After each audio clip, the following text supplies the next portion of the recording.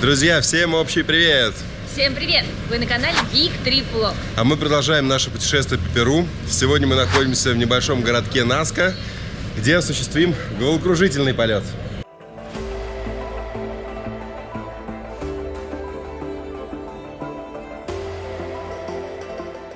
Сейчас мы находимся на автовокзале. Мы приехали компанией Peru Bus. Мы ехали 2,5 часа из города Ика. И теперь мы сразу уезжаем с другим агентством. Аэронаска, агентство, которое нас забирает. Дальше все покажем, зачем, почему и куда. Ребята, мы едем к знаменитым линиям Наска. Будем смотреть их с высоты птичьего полета. Это очень интересное и уникальное место. До сих пор спорят о значимости этого места. Но давайте сейчас поговорим о том, как мы вообще забронировали эту экскурсию. Заранее мы написали нескольким компаниям, узнали по стоимости. Стоимость варьируется вообще от $60 до 250. Бывает такое, что вообще может быть индивидуальный полет. Такой полет вообще стоит $500 с человека, если вы хотите вот такой приватный. А у нас, скорее всего, будет полет на 4 человек, да, либо на 2, да, пока еще не знаем, но, скорее всего, 4. Будет 4 человека. Полет осуществляется в течение дня несколько раз. С 10 до 2 часов дня. Поэтому тоже имейте в виду, приезжая в Наску, потому что мы приехали сюда по проездам, останавливаться в этом городе не будем.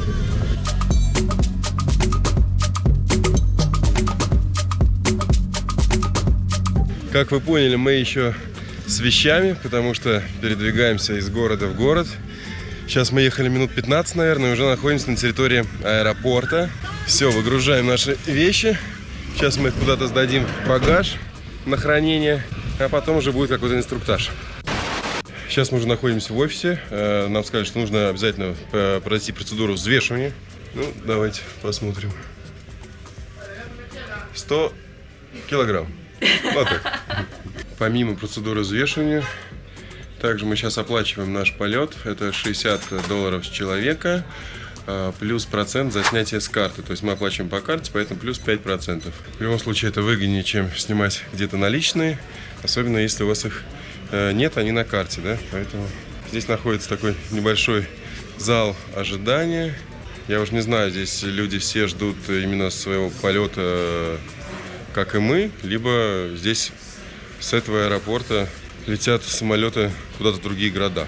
Вот так выглядит стойка компании, которой мы совершаем полет, Аэронаска. Также помимо основной оплаты за полет нужно оплатить еще налог 30 солей. Это за пользованием самим аэропортом, то есть такой налог на аэропорт. Сейчас мы уже проходим на взлетную полосу. Здесь нужно иметь 2 маски. Также нужно показать вакцину, паспорт. Прошли мы контроль. У нас будет группа из 5 человек. Ну, плюс пилот, видимо. Ура, я так счастлива, еще одна моя мечта сейчас исполнится. Полетать на аэроплане, увидеть знаменитые линии Наска.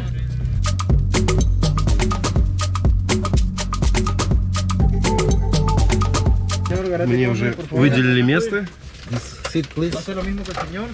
Именно за этим мы взвешивали, чтобы понять, кто где будет сидеть, чтобы самолет был, чтобы был баланс.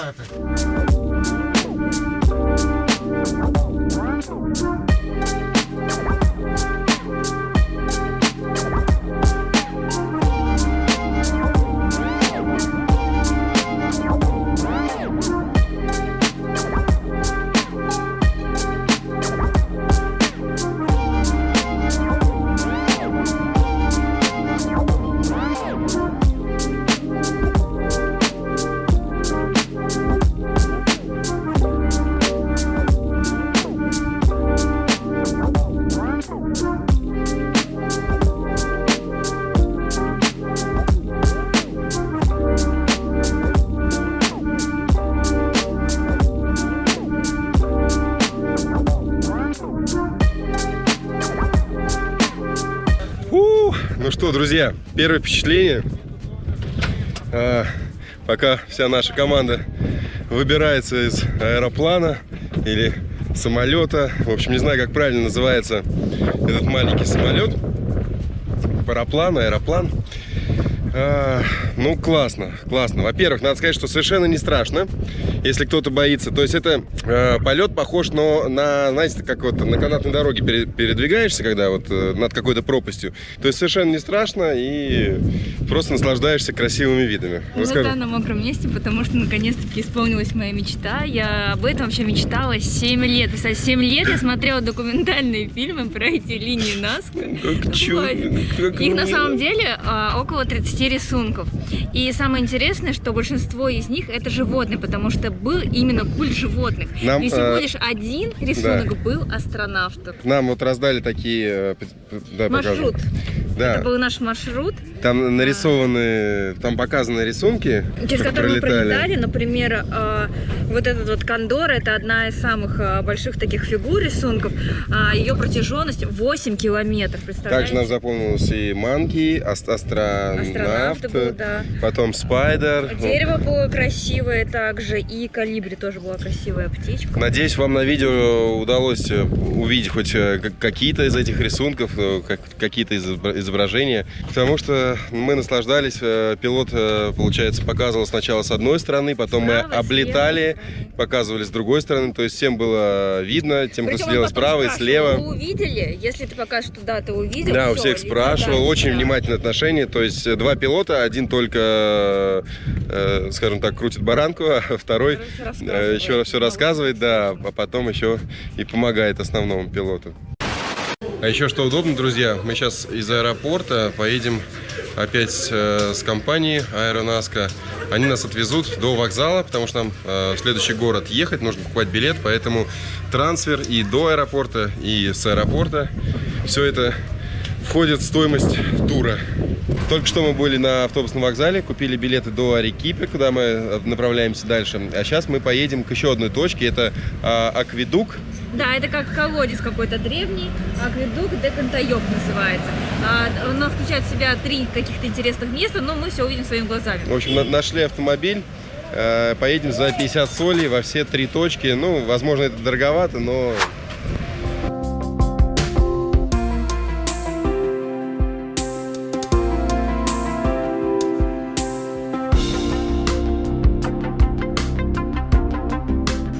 Первая точка, куда мы приехали, называется Лос Передонос. Мы вместе с вами будем, в принципе, изучать, что это такое, пока мы видим. Место раскопок скалистой пустыни с руинами построек инков из камня и глиняных кирпичей. Да, а где они, спросите вы? А вот они. Поэтому сейчас мы поднимаемся наверх и вместе с вами их посмотрим. Людей здесь совсем нет, по крайней мере, мы никого не видим. Но видим дорожку, выложенную из камушек. Сейчас поднимаемся наверх. Вот проходим такие развалины из камней.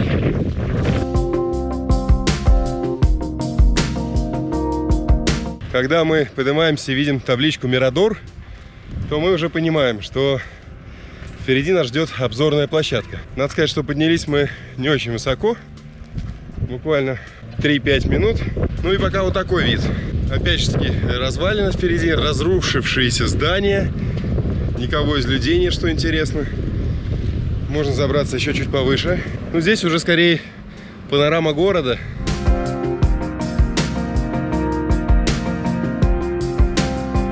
Очередная табличка с обзорной площадкой. Но мы поднимаемся еще чуть выше. Так, наверное, вот сюда сейчас завернем. Хотя тропинка указывает в эту сторону. Да, давай все-таки по тропинке пойдем. Немного ветрено, но погода теплая в целом. Подниматься приятно. Да, интересно, что это за здание такое. Я бы даже не сказал, что оно полуразрушено, а скорее разрушено на 4/5, но стены сохранились, как мы видим. Так, Google нам в помощь. Что ты узнала? Узнала, что это важное, уникальное место, административный центр инков. Здесь они контролировали прибрежную зону и внутренние поселения. А эти дома, они выполнены из глины, причем там очень толстый слой. Можно подойти поближе и посмотреть.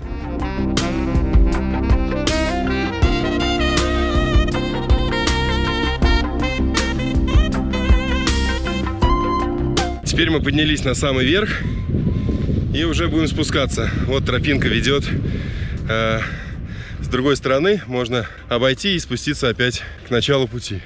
Спустились вниз и увидели еще большую крепость. Сейчас решили сюда зайти. Видите, какие стены. высокие. Почему-то сверху мы ее не видели. Видели только полуразрушенное здание, где мы с вами были. А сюда не проходили и не видели. Ага. Ну вот, собственно говоря, крепость закончилась. И опять мы видим вот такие развалины. Друзья, представляете, я сейчас поднялся немного повыше, а оказывается, сюда подниматься нельзя. Подъехал смотритель, сказал, чтобы мы спускались, и здесь есть табличка, но на испанском языке. Мы ее перевели позже. Она гласит о том, что вы можете здесь идти, но не сворачивать, да, получается, никуда? Вот по тропам, по которой мы шли, типа, следуйте по тропе и не сворачивайте с этой. Да, ну а мы свернули, Посмотреть поближе. да, к развалинам крепости. Ну ладно, ничего страшного, прогулялись. Почему туда нельзя, непонятно. Вернулись мы обратно к машине, которая нас ждет. Я не помню, вам говорил или нет, у нас будет с вами 3 точки. Это была первая, еще впереди 2. То есть мы арендовали вот такое вот авто. Там сидит милая дама, которая нам рассказывает немножко об этих 3 точках, куда мы ездим. И ждет нас, соответственно, на каждой из них.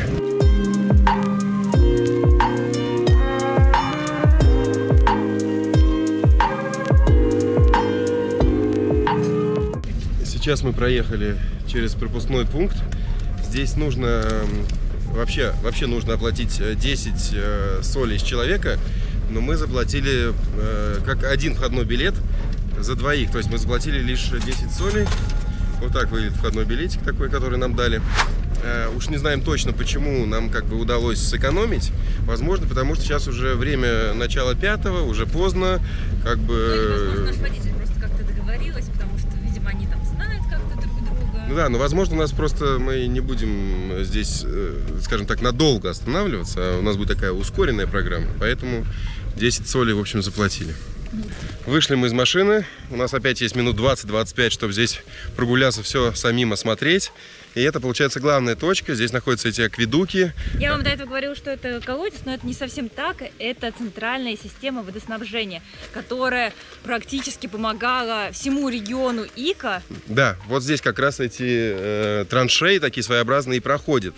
То есть, насколько я еще читал, около 40 акведуков здесь прорыто на этой территории. И вот знаменитые вот эти вот колодцы, которые ты назвала, мы видим здесь. Причем самое забавное, когда мы летали, мы даже не обратили на них внимания. Потом познакомились с одной девушкой, которая летала вместе с нами, и она показала фотографию, и эти акведуки там были как маленькие-маленькие точки. Поэтому совсем недавно мы здесь пролетали с вами на небольшом кукурузнике. Кстати, еще один интересный факт, рассказала нам эта девушка. Она покупала билет на наш аэроплан, получается, за $100. Ну, потому что через агентство, они напрямую, поэтому вышло. Да, при этом дороже. у нее не был включен трансфер, и при этом она также оплачивала налог. Поэтому будьте осторожны, ищите лучшую стоимость. Ну, а мы продолжаем гулять. Здесь мы видим несколько этих колодцев, или как их назвать, или это и есть именно акведуков, да? Акведуки, да, смотрите. Давайте взглянем на глубину. Ну, на самом деле я не вижу дна. Надо спуститься еще, наверное, пониже, чтобы разглядеть. Да, я думаю, вот здесь уже видно, и там как раз протекала вода.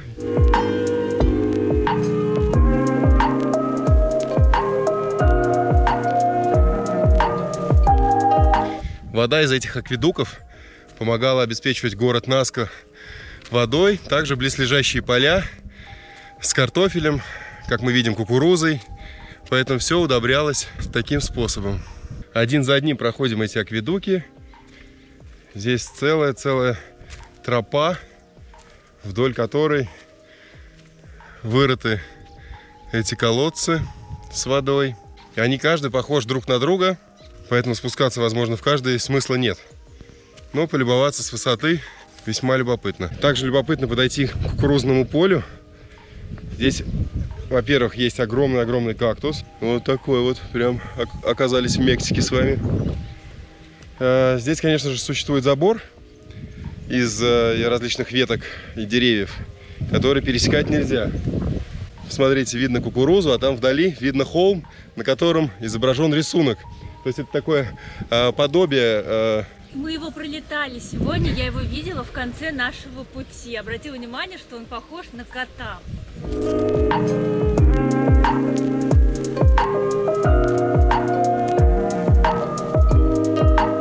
Ой, крыска. Не знаю, видно вам было или нет, но тут какая-то крыса. Может и куй, конечно. Я не думал, что здесь крысы Я водятся. не думаю, да, что здесь крысы, тут какой-нибудь такой. Но это был точно зверек с хвостиком. И вот такой плод. Небольшая поправка. Сейчас мы вернулись обратно к машине, а нам сказали, что третья точка, которую мы должны увидеть, это она находится именно здесь же, немного с другой стороны. Вот здесь протекает ручей с водой. Это тоже акведук, только, скажем так, другой формы. Не в форме колодца, а в форме длинного ручья. Можно еще вниз прыгнуть. Тогда у вас будет прохлада. Освежитесь немного. Ну, на самом деле здесь ничего особенного, но прогуляться вдоль ручья в приятную погоду, почему бы и нет. Ну и природа здесь, конечно, великолепная. Птицы летают повсюду. И вот такие вот цветы. Красные, оранжевые.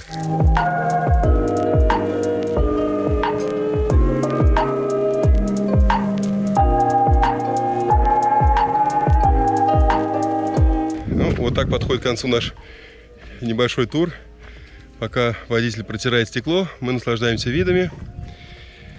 Да, сейчас вернемся в город, и надо будет искать нам банкомат еще. Да, ну а потом уже в ресторане с вами увидимся, покажем вкусный ужин. Голодная. Да, проголодались, успели за весь день путешествий.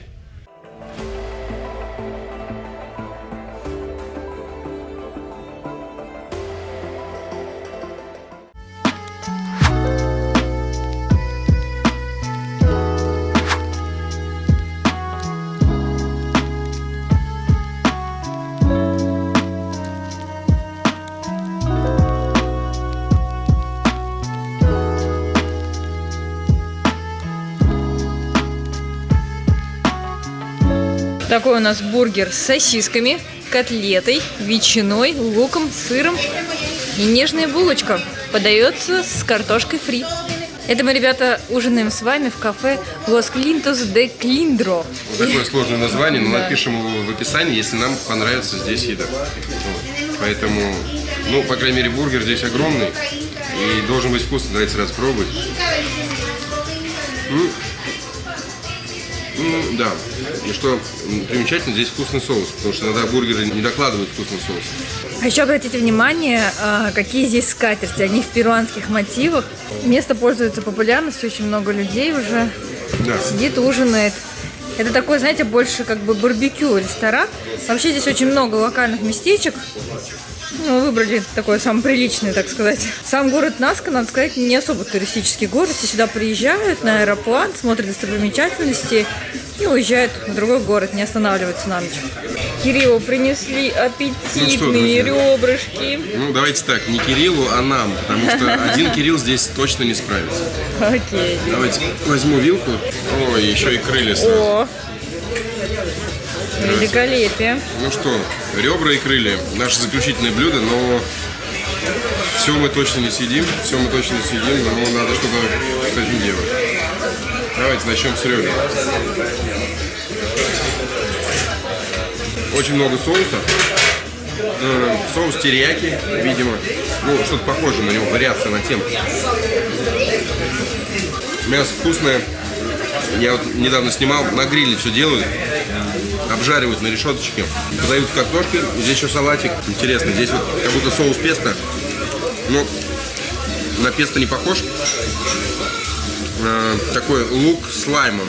Я бы назвал это так. Ну, просто небольшие помидорки. Ну и порции огромные. Порции просто для великанов. Как-то мы, как всегда, не рассчитываем. Мы до этого ели крылышки в Южной Америке. Они такие были, знаете, во фритюре, а это именно крылышки барбекю.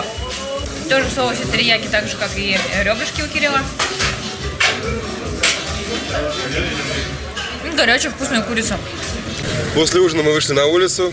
Там владелец ресторана, Да. он готовит сам крылышки куриные. Готовит которые мы барбекю. только ели. Ну что, надо сказать, что мы, конечно, заказывали себе слишком много, как всегда, не рассчитали, но это место мы вам рекомендуем. Да, Оставим тем более меню, в Наске точку в очень мало описании. мест, поэтому заходите сюда. В среднем цена около 30 соли за блюдо. Это недорого здесь считается. Да. Ну вот небольшая команда, да, на заднем плане. Ну что, друзья, все такое насыщенно на сегодняшний день. Да, у нас сегодня ночной автобус, нам ехать 600 километров. Мы будем ехать всю ночь, а я уже хочу спать. Всю ночь. Сейчас идем на автовокзал, едем в другой город, начинаем новое приключение. Поэтому В новом городе. оставайтесь с нами, подписывайтесь на встреч. канал, пишите комментарии. Пока!